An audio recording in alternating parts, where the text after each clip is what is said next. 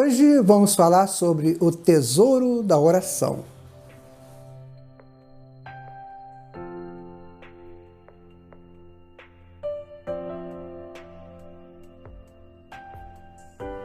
Para começar, nós temos que entender o que é oração. Orar é você mudar a tua frequência normal quando você está no estado normal. Vamos entender assim, eu tenho 1 litro de água na temperatura ambiente, estado normal da água. Se eu coloco essa água ou no gelo ou no calor, eu vou alterar o estado dela. E ela começa então a mudar a seu ritmo, a sua frequência. Assim também somos nós. Temos o nosso estado normal, o nosso estado ambiente de ser. Que a gente pode entender isso na temperatura do nosso corpo. 36,5 é uma temperatura normal. Mas quando começo a produzir algum movimento no campo de uma busca de algo superior, eu começo a movimentar tudo isso. Então a oração é a saída do estado normal que nós nos encontramos para um estado superior. Isso é interessante saber. Estado superior. Então eu saio de uma frequência. Digamos que a minha frequência seja, hoje fala-se em 40 Hz, que a minha frequência seja 40 Hz.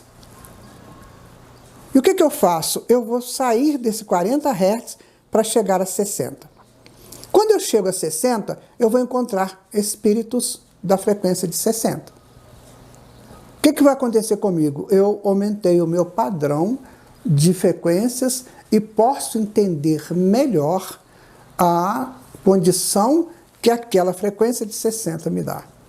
Então eu posso ouvir o espírito, o amigo espiritual, eu posso ter essa relação com algo da superioridade espiritual para que me oriente, para que me instrua.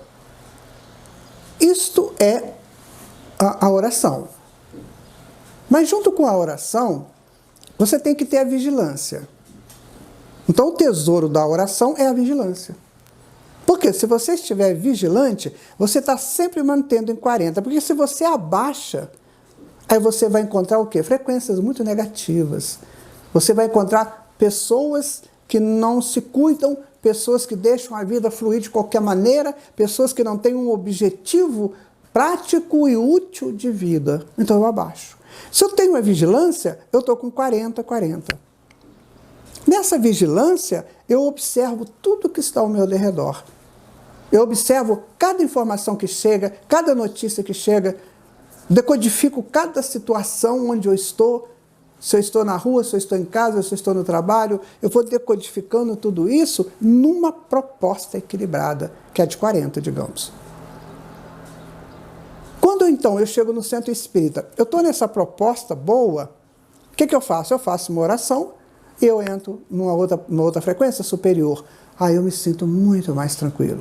Mas vamos imaginar que eu chegue no centro espírita, ou na minha casa, onde eu quiser, e eu estou numa frequência de 35, por exemplo. Eu abaixei a frequência.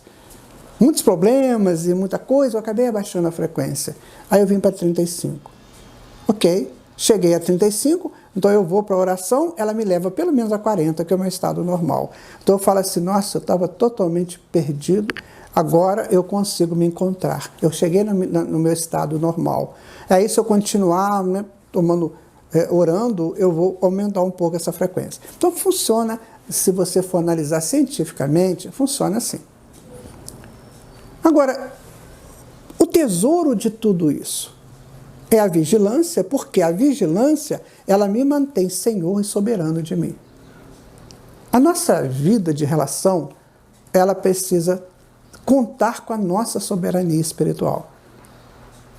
Você é responsável pela sua vida, você é responsável por tudo aquilo que você aceita.